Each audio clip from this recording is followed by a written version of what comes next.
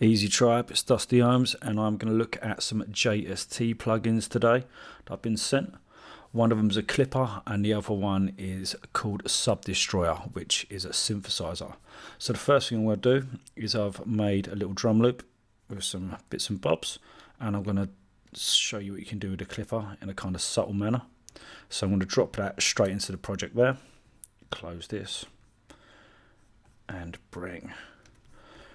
bring this up so I can see what's going on a little bit. Right, let's open this up. It's quite a simple interface, but very effective in what it does. I use things like this a lot on my drums. I like saturation and distortion.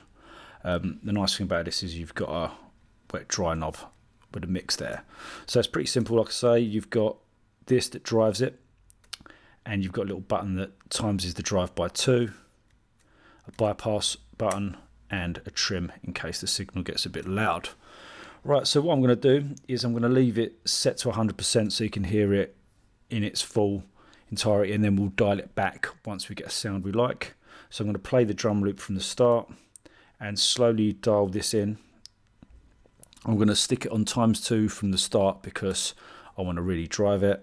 So yeah, let's click this and dial some in.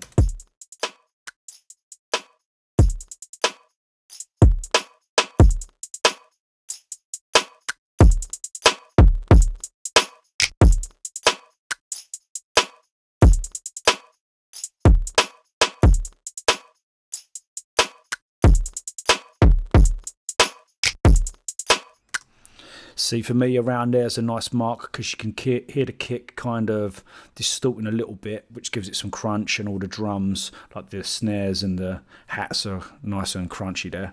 So what I'm going to do now, I'm going to play that again and then we'll dial the mix down. You can see the outputs getting a little bit hot, but by the time we pull this back, it should be quite nice.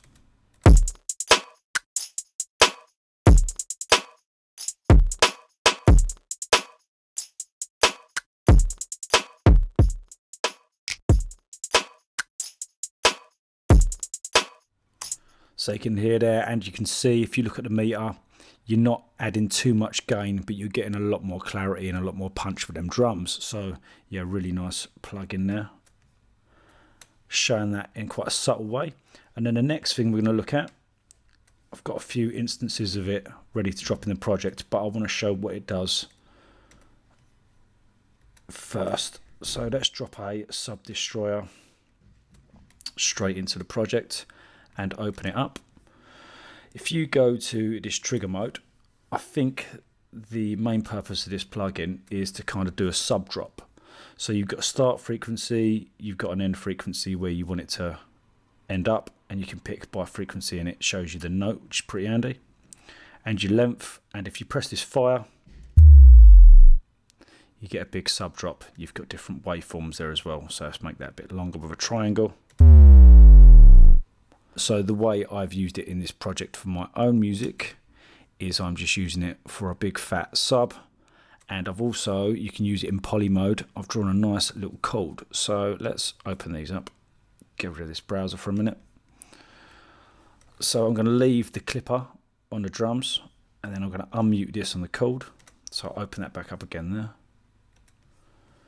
and you'll see in the MIDI mode I've turned on polyphonic and the portamento right up, and I'm using that on a triangle wave, and you can automate any of the parameters with this little clip there, and I've just automated the low pass slightly just to give it a little bit of a movement there. So let's see how this sounds.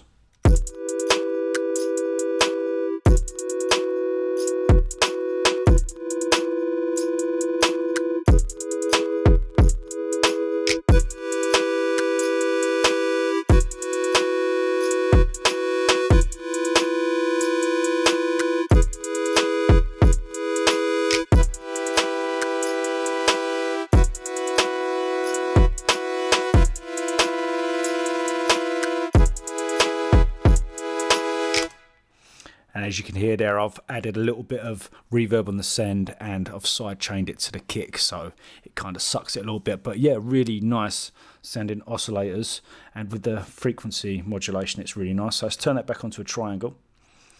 And then the next thing I've got layered up here, which I'm going to show you both in action together.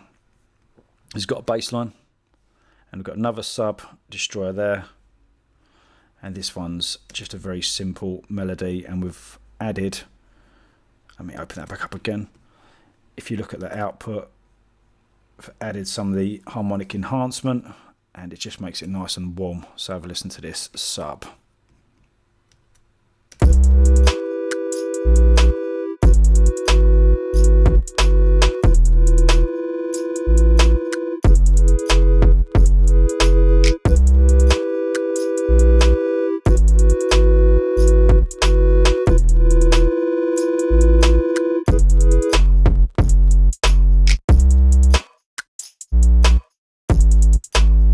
So yeah, you can write some really nice, juicy sounding subs there. And what I've also done is I've set up a parallel channel, and I've carved all the lows out.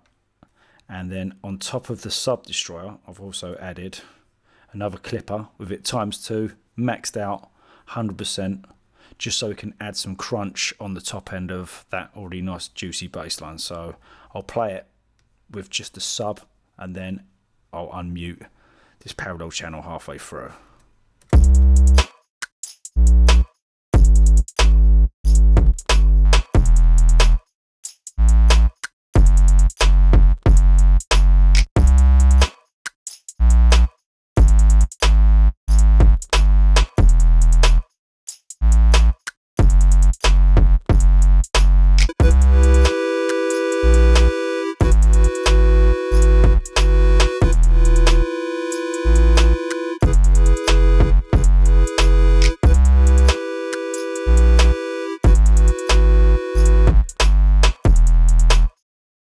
So to wrap that up, both nice and simple, but get results really quickly. So if you want some more information, head over to the Joey Sturgis Tones website. That's me. I'm out. Peace.